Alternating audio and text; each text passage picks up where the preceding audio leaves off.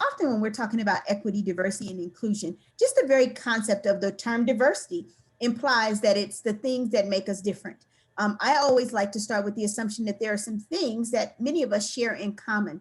As educators, when you all are engaging with students, whether you're engaging with them in the classroom or whether you're the person who greets them when they come in the morning or you're the bus driver, the first thing that we know is that we have to build relationships with our kids if we expect them to learn. And so sometimes we can do that by starting with what are the things that you all share in common with your students. Many of them are always surprised when they see their teachers as human. When they figure out that you guys do the same things that they do, that you get up in the morning, you eat breakfast, you go to the bathroom when you have to, all of those things. The only difference is you don't have to raise your hand to go, you just kind of go. But when they start to see the commonalities, it starts to bridge some of the gaps that exist between you as teachers or you as educators or you as adults and our young people. And so that's really essential. It's starting with what are the things that we have in common. That's also a great activity that you could do with your students. If you ever felt inclined to do some get to know you stuff with your kids, you can always ask them, what are the things that we share in common, and start to figure out those differences and those similarities. I always like to start with similarities. I'll tell you, I'm not, I love this. I got you. Thank you so much for that private message. So the next thing that we're gonna do is we're gonna take a quick poll, because most of us, I don't know about you, but I struggle. I'd like to think that I'm always like on top of my game and I know all of my terms and I'm into the game. And every time I have the system down in terms of words and terminology, something else gets added and it changes. I'm going to ask you to do a poll for me really quickly. It's one of those kind of polls where you get to give yourself a grade, A, B, C, or D. Before we get started with any of the terms, I want to know, where are you right now? If you had to grade yourself on knowing all the right terms, racism, bias, anti-bias, BIPOC, all of those terms that we're going to cover today, would you have an A, B, C, D, or an F? It's okay to be honest. Hang on for a second. It's really okay to be honest and share what's true for you. All right, the poll is up. The first question is, if you had to take a quiz on all of the terms associated with equity, diversity, and inclusion at this moment, would you give yourself an A, a B, and it gives you the scale, a C, a D, or an F? Just click on the one that's true for you. We should have 63 answers. The second one is asking you to fill in the blank. I gave you a definition. Tell me which word it defines, what the definition is for. When members of oppressed races believe the negative concepts that dominant culture perpetuates about them is that individual racism, internalized racism, or institutionalized racism. And then the third and final question, don't worry about question 4, is it possible to have a bias of which you are unaware? Yes or no? Those are the 3 questions. If you'll answer those for me quickly. Can you all see the poll? Yay, I see you can see it because you guys are starting to answer. 3 questions. Megan, look behind your screen, minimize your screen. The poll might be behind there.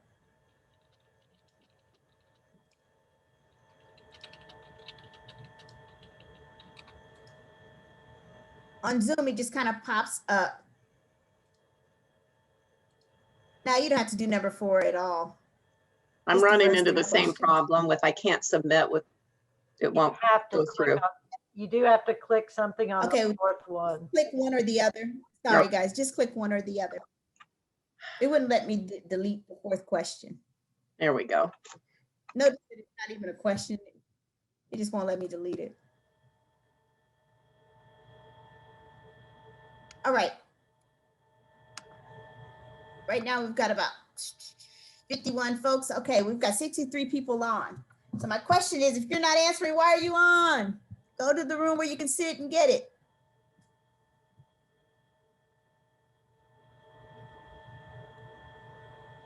All right, I'm going to end the poll in just a second.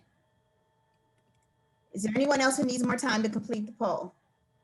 I'll end the poll and then I'll share the results. All right, I'm ending the poll. 1, 2, 3, ending the poll. Share my results with all of you. And the first one, most folks gave themselves a C. That's how it kind of ran out in the first workshop today too. Most people said they're around a C. It's about equal to what the first one was. There's one A in this group. I might let you take over and teach it because Lord knows I don't always have the A. Some of you gave yourselves D's. Hopefully by the end, you won't be at a D, you'll be at a higher grade. Most of you, you're kind of split on the answer to number 2. Number 2, the correct answer is B, internalized racism. Internalized racism is when members of oppressed groups or races believe the negative concepts that dominate popular culture or dominant culture that perpetuates about them. And then finally, is it possible to have biases of which you're unaware? Yes, that's called implicit biases. When you're not aware of them, they're implicit. They're in your subconscious. And so that answer is correct. Thank you so much for taking this really quick survey for me. I appreciate it. Hopefully by the end you will have moved from an A to an A plus, or a B to an A, or a D to a C, or a C to a B by the time we get done. I'm going to get moving fast so that you have lots of time to engage with each other. I'm going to share my screen with you. I'm going to share the screen and take us back to our PowerPoint so that we can get moving. Oftentimes people are reluctant to have the conversations about it because there's not a common language. We don't always know like what's the best word to use when we're talking about a topic. Hopefully you can see it's going to come back up. I'm trying to share it as a, sorry. I'm trying to share it as a presentation so that bigger screen. All right. All right, here we go. This is the first set of words. Here's what I want everyone to do. Whether you do it on your tablet or your computer, or whether you do it with your phone, because eventually I'm going to break you all up into rooms. I want to tell you early what the assignment is. You guys are going to break up into teams. Maybe the teams you're in, maybe not. We're going to put you in groups. You all are going to go and devise a plan. You will either have elementary, middle, or high school. You will take one set of definitional words and you will create examples for those words that you could then use with the population that you're assigned. So in other words, you will have to create an example of the word bias for elementary schools. If your group is assigned elementary, you will create an example of the word bias for your elementary school students or your middle school students or your high school students. You won't use them all, but you won't know what group you're in. So make sure that you take a screenshot of these words. You can take it with your camera, you can take it with your phone, however you're going to do that, so that when you get into small groups, you know what the words are that you have to create the examples for. Oftentimes we use the words, but we don't always know really what they mean, and we use them out of context. Creating examples of these words will help you to better understand whether or not you really understand the word. So this is the first set of words: anti-bias, bias, BIPOC, cultural representation, and diversity. I'm going to do really quick. Sorry, I'm going to do a really quick overview. I'll come back to the slide. Don't worry, you didn't miss anything. I'm going to do a really quick overview of what these words mean.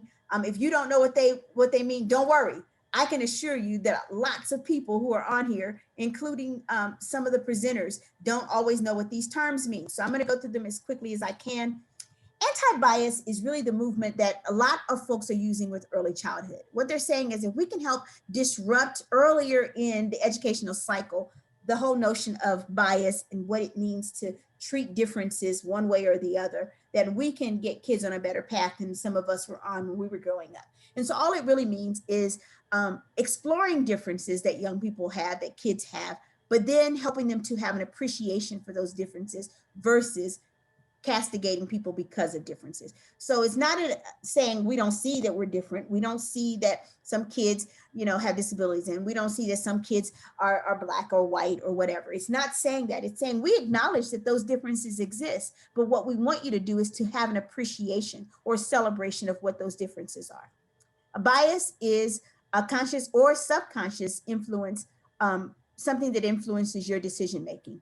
having a preference one way or the other. Sometimes we have a preference because of experiences.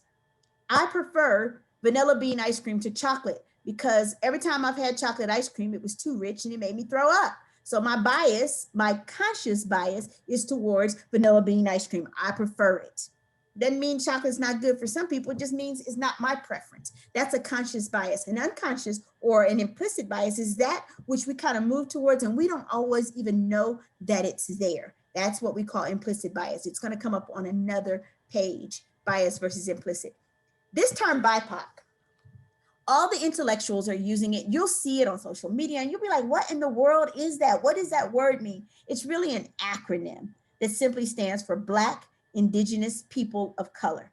You're like, why does it have Black and people of color? Well, the reason that it has Black and people of color is because it's an acknowledgement, one, that Black is not the only race of people that have color or melanin as a part of their skin, but it also recognizes that Black people and Indigenous, meaning people who are originators of a place. So if we're talking about Indigenous people in the United States, we're talking about Native Americans, that the experiences that they have around issues of race are different and that it impacts them differently than some other folks who are of color, like Asians or Latinos or Hispanics. It impacts them and influences them differently in the culture. So that's all that term means.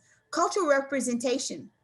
It just means making sure that we're not always using stereotypes or absence of representation to classify folks. So in other words, cultural representation occurs when the media or other forms of communication validate stereotypes. So if you believe that all Black people can dance because the media always shows us dancing, that's an example of cultural misrepresentation. As the Black woman who was in the food line when they were passing out rhythm, I can tell you not all Black people can dance. That's a cultural misrepresentation, okay? When God was passing out rhythm, I was in the food line twice because I didn't get any of the rhythm, okay? So that's a stereotype. If you believe that anytime people are passionate, for example, oftentimes Black women are labeled as angry, when oftentimes other groups who show passion are simply labeled as passionate. That's cultural representation or misrepresentation of what a culture is. Diversity, it simply means all the various backgrounds and races that people or in a culture, in a school district, in a nation make up.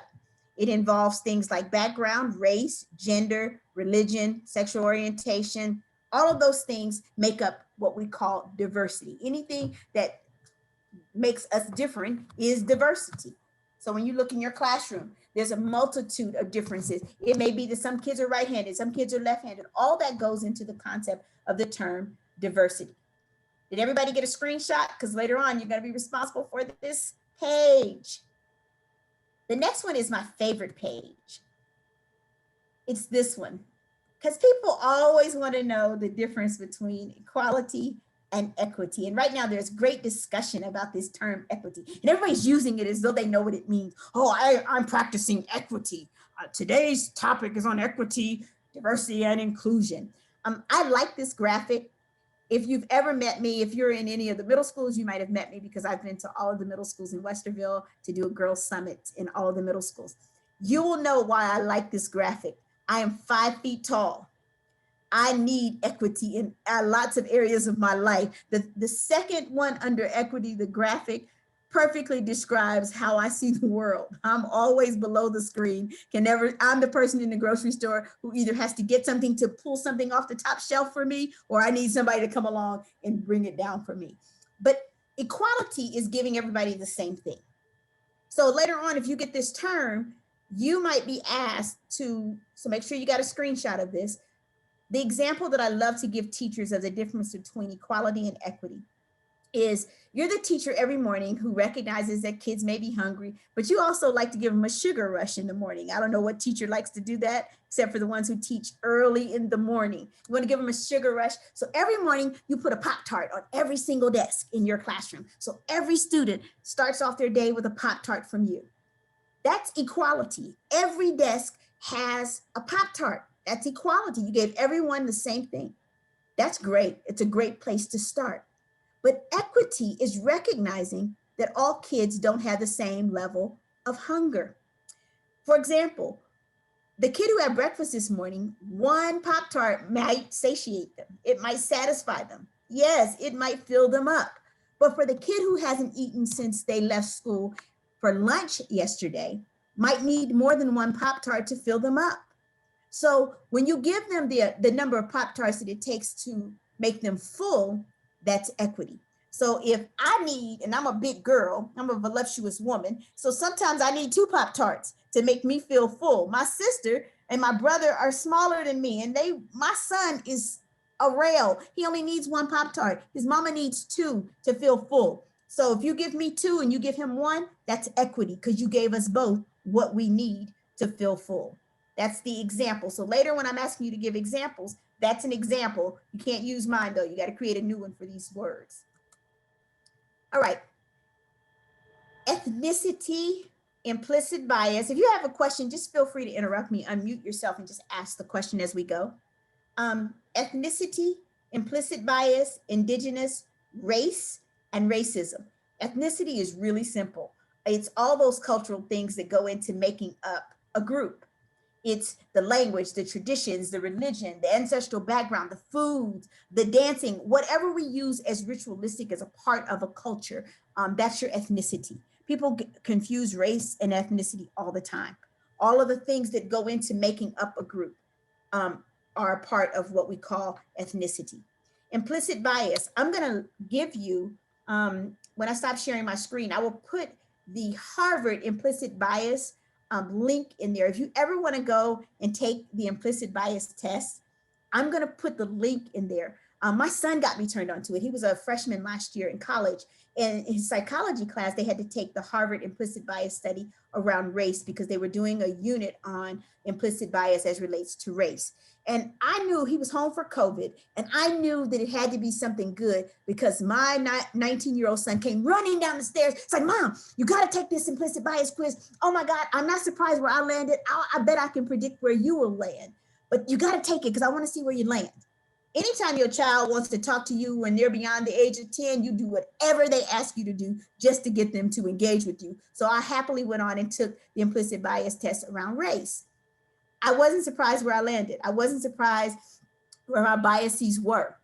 What did surprise me is I went on to do some other ones. I did one around sexuality. It surprised me as the mother of a gay son. It surprised me that I wasn't more impartial and unbiased as I thought I was. I thought I had this all on lock and that I was a great mom. So it told me where I had to do some work. I did one on religion because I thought that I was pretty open, and I like to think of myself as advanced and open. And though I have a faith, I don't think mine is the only one. It's just the right one for me. So I did one on religion and saw where my biases clearly rested. So I will give you the link later on so that you can go on and see where your implicit biases are. I will tell you up front that it's been controversial. You can go on and Google it and do the research around where the controversies lie.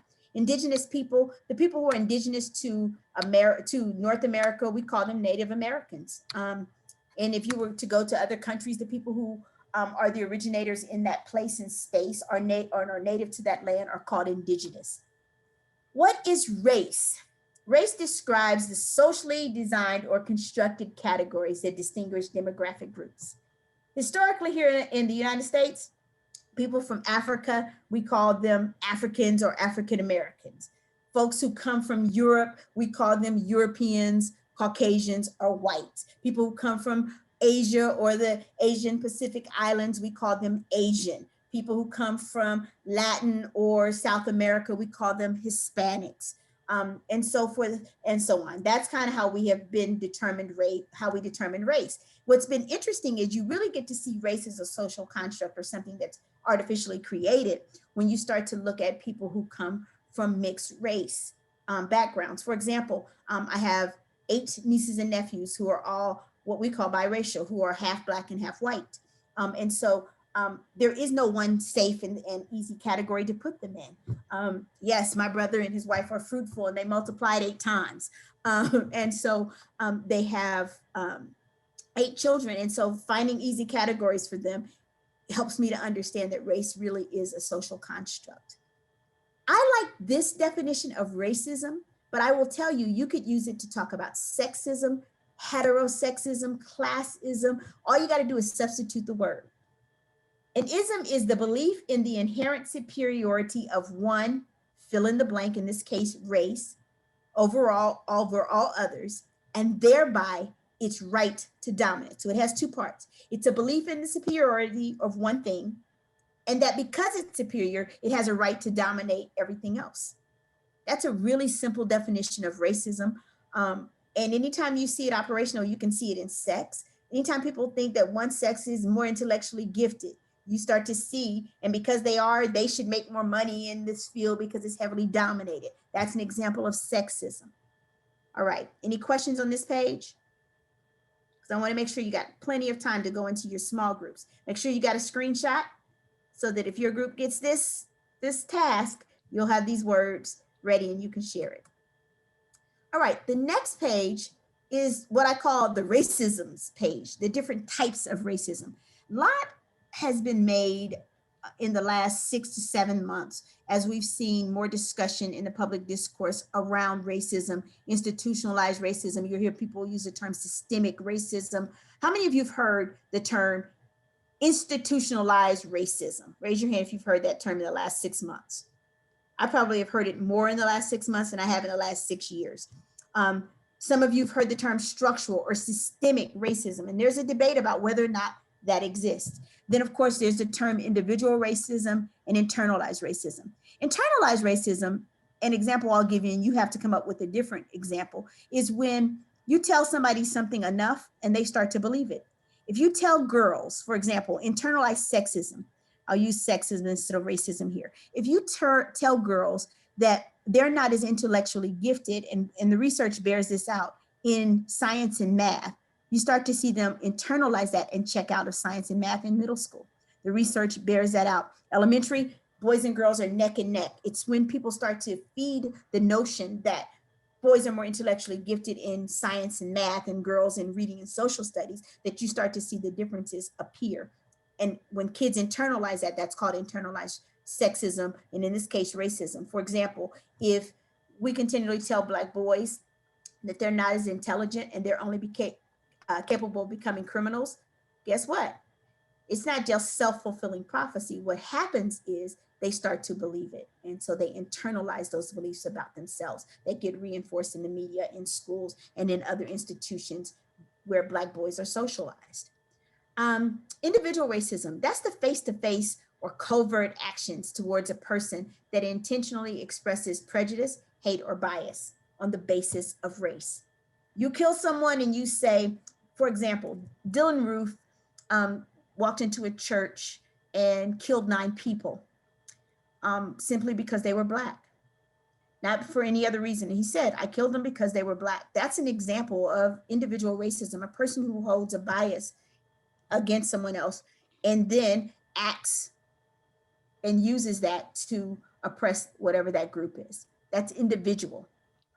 Institutional racism refers to the policies and practices across cultural institutions that intentionally or not, sometimes it's not designed to do it, but it doesn't change the outcome, that produces outcomes that chronically favor or put a racial group at disadvantage. Examples of institutional racism in education can be found when more students of color receive disciplinary referrals or harsher punishment than white students. The same is true in the criminal justice system, where people of color receive more jail time for similar or same offenses as their white counterparts. That's an example of institutionalized racism, meaning that it's happening at a more institutional or global level than just between individuals, just how one person feels. Structural racism is a system in which public policies and institutions or practices, cultural representations, and other norms work in various, often reinforcing ways to perpetuate racial group inequity. It identifies dimensions of our history and our culture that have allowed privileges associated with whiteness and disadvantages associated with color to endure and adapt over time. An example of structural racism is the lack of cultural diversity in your history classes. in most curriculum, not just in your district, but across this country, most curriculum does not have an intentional focus on issues of race or issues of what other cultures have contributed. The only time we really focus on like African-American contributions in history is during Black History Month, which by the way is the shortest month of the year, in February. And then it's really focused on inventors. It's not talking about all the contributions that have been made. Those are ways that it shows up in education forums, where if I see or don't see myself enough, I start to believe that who I am must not matter, because I don't see a representation of myself. And then of course there's systemic racism. It's where structural things exist. For example, the difference in terms, lots of people say it's the same thing as systemic and structural racism are the same thing. An example of systemic racism is when we talk about slavery as the genesis of race in America. If that's the only example you ever give kids about who they are, that's an example of systemic racism. It explains how the history informs but it doesn't tell you how it informs what happens today. How does what happened 401 years ago with the introduction of the first Africans to the American continent through slavery, how does it impact people's lives today? How does it impact the inequities that exist in our culture today? That's the definition or example of systemic racism.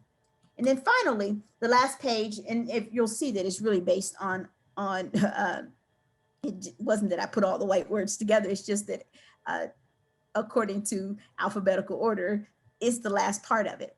White supremacy is the belief or the theory that white people are inherently superior, especially to other ethnic groups, especially Black people, and therefore rightly should be able to dominate those people in any society. White privilege, the irony is, whenever that term is used, we often see folks get very defensive about the concept of white privilege. And they say, well, that's just Black people needing to make us feel guilty and saying that I get privileges simply because I'm white. The irony is that term wasn't created by Black folks. It was created by a white psychologist, was popularized starting in 1989 by Peggy McIntosh. She defines white privilege as an invisible package of unearned assets, which she could count on it every day, which is meant to remain oblivious. In other words, benefits that white people get or recognized for simply because they're white. Sometimes I ask white kids to give me definitions of what it means to be white. If you ask Black people, what does it mean to be Black? We can generally throw out some things and say, oh, Black culture is this, the Black culture is that. The notion that you never have to think about what is whiteness is an example of white privilege, to never think about who you are and how you operate and how you move in the world, is an example of privilege. There's such a thing as class privilege. When you don't think about how decisions that you make impacts people who are not a part of your group, is an example of privilege. White fragility, it's a pretty recent term, and it comes from the book that was written by Robin DiAngelo. I don't know if people have read it or not. It's titled White Fragility, Why It's So Hard for White People to Talk About Racism. She argues that as part of white privilege, white people believe that they should not have to be uncomfortable. That's why they don't like to talk about the concept of racism, because it makes them uncomfortable. To talk about it is uncomfortable. And she basically says, white fragility is you don't even want to be uncomfortable. I don't know if that's true or not. I'm not white, so I don't know what that means. I don't know that that's true. White Fragility is a book that was written by Robin DiAngelo, and she herself is white. And she says that the real reason people won't engage in discourse and dialogue around race is because people really don't like to feel uncomfortable, and that they don't think that they should have to be uncomfortable. But if we're going to solve issues of race and class and sexual orientation, or any of those issues that plague our culture, we have to be willing to engage in the discourse and the dialogue. And then finally, white nationalism is a movement in the United States to make the country all white. We've seen a rise in the white nationalist movements, plural, in the United States. And so that's where that term comes from. Now, I'm going to give you your assignment. You can take a screenshot of the assignment. Hopefully you took a screenshot of the words. The task of your group is going to be to create a lesson plan for students using the terms shared on the screen. Be sure to have appropriate examples that demonstrate an understanding of each term at the appropriate grade levels. So in a couple minutes, I'm going to put you into groups. The way you will know your group number is it will say you're being asked to join group 1. You're being asked to join group 2, 3, 4, 5, 6, 7, 8, 9, 10. So check what room you're asked to join before you get there. So when you get there, you'll know what population you're writing a lesson plan for. Essentially, what I want you to do is to take the terms that you have and create a lesson plan that elementary kids can understand using examples. I gave you the example of equity using the Pop-Tarts. That's an example. Most kids and most adults don't understand these big words. Break it down and help me to understand that you understand the term by giving us examples of what each of these terms mean. So if you are in groups 1, 2, 3, you will create an elementary plan so you can use the elementary level. If you're in groups 4 through 6, you can have higher level examples, and groups 7 through 10, you'll have high school. Does everybody understand? I'm going to show you the slides again, and I'll tell you which groups have which ones.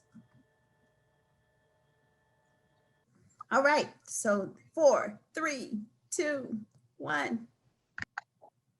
And watch them all start to pop back in. We're out. Because the room's We're not closed. ready. More time. All right, welcome back. While this may seem like the important room, hopefully you'll get this reference. Where you were, that was the room where it happens. You all were in the room where it happens, the room where it happens. Now it's time to tell me what happened in the rooms where it happened. You were in 10 rooms where it happened. So I'm excited to hear what your examples are, just so you know. If you have some really great examples that you're going to offer to kids, I'm probably going to borrow some of your examples so that I can use them as well. This should be a learning opportunity for all of us. As I shared, every group should have had someone prepared to share out for them. So we're going to start with group 1. Give me whatever one word your group wanted to use as your definition that you would use for elementary school kids to explain one of the definitions. Actually, we kind of did 3. So we Okay, were looking that's at fine. bias and cultural representation and diversity. The cultural representation that comes to my mind are the Redskins and the Native American symbols for the sports teams, which are now changing. But I think at an elementary level, seeing those visuals and then asking the students, how do you think, what does that make you feel like when you, about a Native American, when you look at those types of symbols, because they obviously look stupid. You know, they look like they're not intelligent. So so you could start off with that and stem into, you know, how does it make you feel? What do you think about Indigenous people? What led you to believe that?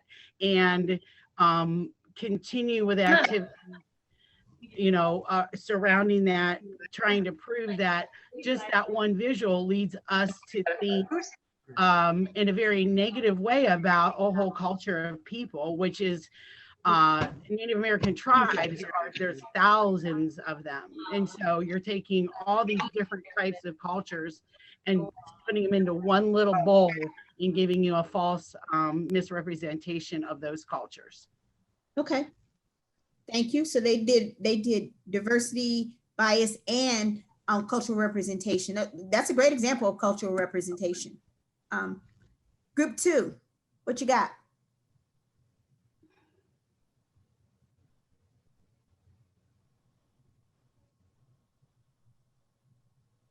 Group 2. All right, they're being shy. I'll get it. that was our group. We talked about diversity, and we happen to be a group of mostly special ed teachers and one gen ed teachers. So we thought of a way to teach diversity to our kids who are more severe cognitively. And we thought about reading a book. We are all different. And then everyone would have to pull out a something from a bin. So they might have blindfolds, they might have earplugs, a hijab, kimono, maybe a wig, and just talk about the different cultures and the different diversities that can affect them disability wise or racial diversity there, and tie it all in and how we're all special. I love it, a differentiated learning opportunity for us. So now we have a way that we can teach this to special ed populations. That's excellent. Thank you. Group 3.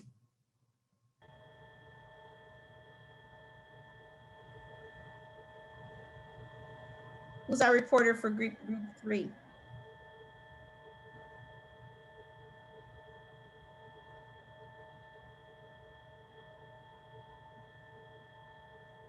Do we have a reporter for group 3? I don't know that who's in? I don't know that we assigned a reporter, but we kind of stole your example a little bit with elementary kids and bias. Since we just had Halloween, we thought the candy analogy would be a good way to explain bias to elementary kids. Something relevant, something tangible. So tell me how you would do that. How would you use candy to talk about bias? Well, I think how you mentioned, like, you prefer Reese's over a Hershey bar, right? And that's your bias because you prefer that. And I think that's something we could explain to elementary kids, and not only just explain it to them, but that way it's visible to them and makes sense why they prefer Smarties over Sweet Tarts or whatever it may be. I love it. That is a great example of bias. And what's interesting is I talked about ice cream. I talked about preferring vanilla bean to chocolate, but I like the fact that you talked about, some kids prefer Reese's. Bias in and of itself isn't problematic. It's what we choose to do and the value that we approach. Well, it's when kids get into argument. I was watching the Today Show and they were all talking about their candy preferences and their bias around it. And so they were like, but Al Roker, who was dominating the conversation, was talking about it was all about the York peppermint patty. But then they let America vote on it, and America chose Reese's. Yay, go Reese's. Group 4. So we had the junior high group, middle school group. So we wanted to take it a little farther. We chose the word racism, and because that definition, it's very easy, like you said, to put other things in it to get them thinking about racism. So we had a couple of ideas that we were going back and forth, one of which was have the kids come up with reasons why Ohio State is superior to Michigan.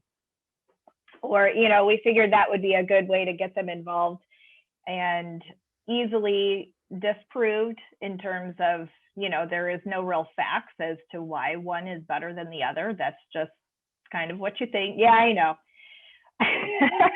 Don't look like that. But then we also talked about 8th grade superiority, how, the 8th graders lord it over the rest of the middle school. And to just be able to draw that down into racism, and how even within each culture there is racism with each other. It's not just a black and white thing, and every culture has their divisions between either race or socioeconomic or all those. Just a good way to get them into it. Awesome. Thank you. I love it how you talked about 8th grade, because not only is 8th grade, the problem with racism and all the isms isn't that one is superior, it's that because they get to dominate. So, you often hear 8th graders talking about, we rule, and when you get to high school, it's the seniors think that they rule. So that's their right to dominance. Next group. I think we're on group, what are we on? 5? We're group 5. So we're supposed to be doing middle school, but we revolted because we're all elementary level teachers. And we wanted to talk about implicit bias. And we were thinking that, especially for the elementary ages and some kindergartners, how girls love the color pink and purple, and boys, their favorite colors are red and blue. So we came up with an experiment where we're going to wrap a gift with those colors. And we're assuming the students will choose the color that's their favorite. But inside of the pink or blue or purple gift, we might have a rock. But in a different color that's not as popular, say like orange or green, we might have like a new game or some candy. And then we would talk about, that experiment, how their bias had led them to choose their favorite colored gift. And we also talked about having different sizes. So maybe we have the big gift have the rock inside, and the small little gift have something, I don't know, a lot of candy or something compressed in there that they would have chosen based on their implicit bias towards, the color, or thinking that big presents are better than smaller ones. But then we'll learn that lesson at the end when we see what's inside. That's awesome. I'm glad that you mentioned implicit bias. I did just put in the chat the link if any of you want to go and do the implicit biases surveys from Harvard. I did put the link in the chat for you if you are interested in taking one of those surveys. Thank you. Did I skip group 4? No, group 6. So we were middle school level, and we also chose implicit bias. We decided to do kind of like an introduction to implicit bias for those kids, because depending on which level of middle school they're in, they may or may not already know. And so we decided to just be kind of creative and just hold up like a card or something like with a word like alien, and then that would get their wheels spinning. And some people might think of like a green Martian, where some might think of like somebody crossing the border illegally. Some other words we thought would be like the word black. Like some people might think of the color black. Some people may think of a black person. Some people may think of like just a negative connotation in general. And then kind of get the discussions going about what implicit biases are and that how we all have them. Some may be not, so correct, and some are just innocent and doesn't really have an effect on anything. But we just wanted to kind of get the conversation started about what implicit bias was without putting our own biases on our students. And so we figured just putting a word out there and letting them kind of go with it, and then guiding that discussion or facilitating that discussion throughout the group. Great. Group 8, we're nearing our time. So group 8, can you be brief? Yes, I can be brief. We decided to look at internalized racism, and the word that we would focus on would be stereotypes, and generating lists of stereotypes about various groups, and showing pictures and saying, who do you think would be the best athlete, and that kind of thing. And then moving that into how would that affect like a child growing up with these types of stereotypes bombarding them all the time. And then how might this have affected you? So moving that from that broader perspective into a more personal perspective. All right, I see you, group 8. Group 9, that's excellent. We also did internalized racism as a group, but we were looking more at the apple example, where you have an apple, a nice, beautiful red apple, and you drop it. And a drop is equivalent to a slur or a negative comment or something like that. And you do that 5, 10, 12 times. And then you cut apple open, right? So on the outside, you still have a nice red apple. You didn't cut it. It's not steeping. There's nothing that you can visually see. But when you cut it open and you look at the inside of the apple, it's all bruised and not so pretty anymore. And that's what we're doing to ourselves when we're saying those mean things. Oh, wow. You guys are great. That's how I can tell you're educators. You're great examples. Group 10. I'm going to borrow some of these, by the way.